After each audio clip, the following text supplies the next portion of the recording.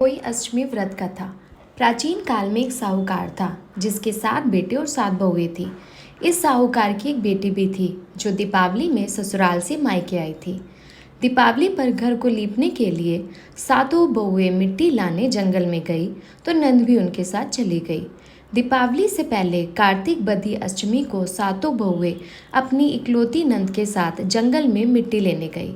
जहाँ से वे मिट्टी खोद रही थी वहीं पर स्याऊ सेही की माँ थी। मिट्टी खोदते समय नंद के हाथ से सेही का बच्चा मर गया। इससे क्रोध में आकर स्याऊ माता ने नंद से कहा, अब तो मैं तेरी कोख बांधूंगी। तब नंद अपनी सातों भाभियों से प्रार्थना की कि तुम में से कोई मेरे बदले अपनी कोख बंधवा ले। सभी भाभियों ने अपनी कोख बंधवाने से मना कर दिया, लेकिन छोटी भाभी सोचने लगी, अगर मैं कोख न बंधवाऊंगी तो सासू जी नाराज हो जाएंगी। ऐसा विचार कर नंद के बदले छोटी भाभी ने अपने को बंधा लिया। इसके बाद जब उसे जो बच्चा होता वह 7 दिन बाद मर जाता।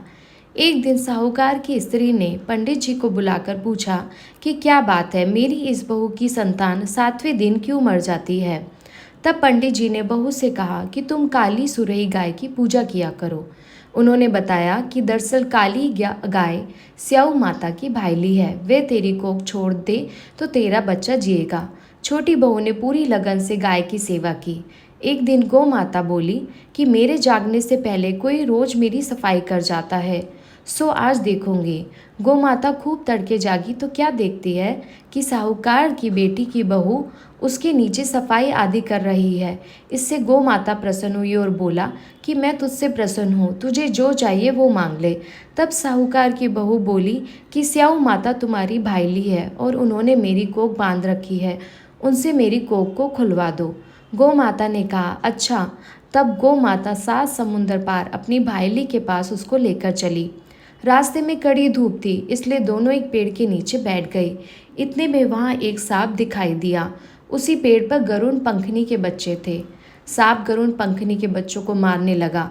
तब साहूकार की बहू ने सांप को मारकर ढाल के नीचे दबा दिया और बच्चों को बचा लिया। थोड़ी देर में गरुड़ पंखनी आई तो वहाँ खून पड़ा देखकर साहूकार की बहू को चोंच मारने लगी।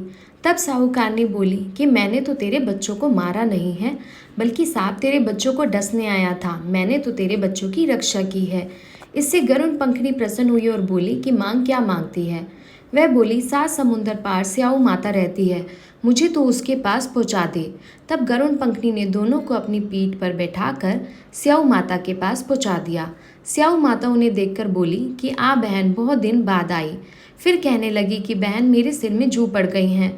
तो उस सुरही के कहने पर साहूकार की बहू ने सिलाई से उसकी जुएं निकाल दी। इस पर स्याऊ माता प्रसन्न होकर बोली कि तेरे 7 बेटे और 7 बहुएं हों।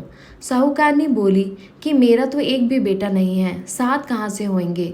स्याऊ माता बोली, वचन दिया, वचन से फिरूं तो धोबी के कुंड पर कंकरी हों। तब साहूकार की बहू बोली, माता बोली कि मेरी कोख तो तुमने अपने पास बांध रखी है, जा, तेरे घर में तेरे 7 बेटे और 7 बहुएं मिलेंगे। तू जाकर उजमन करना, 7 अहोई बनाकर 7 कढ़ाई करना। वह घर लौट कर आई तो देखा 7 बेटे और 7 बहुएं बैठी। हर्ष व खुश हो गई। उसने 7 अहोई बनाई, 7 उजमन किए, 7 कढ़ाई की। दिवाली के दिन जेठानियाँ आपस में कहने लगी कि जल्दी जल्दी पूजा कर लो, कहीं छोटी बहू बच्चों को याद करके रोने न लगे। काफ़ी देर तक रोने की आवाज़ नहीं आई तो जेठानी ने बच्चों को भेजा। बच्चों ने देखा और वापस जाकर कहा कि चाची तो कुछ मान रही है, खूब उजमन हो रहा है। यह सुनते ही जेठानियाँ दौड़ी दौड़ी उसके घर गई और जाकर पूछने लगी कि तुमने कोख कैसे छुड़ाई। वह बोली, तुमने तो कोख बंधाई नहीं, मैंने बंधा ली। अब स्याऊ माता ने कृपा करके मेरी कोख खोल दी है। स्याऊ माता ने जिस प्रकार उस साहूकार की बहू की कोख खोली, उसी प्रकार हमारी भी खोलियो, सबकी खोलियो, कहने वाले की तथा हुंकार भरने वाले तथा परिवार की कोख खोलिए। जय होई माता।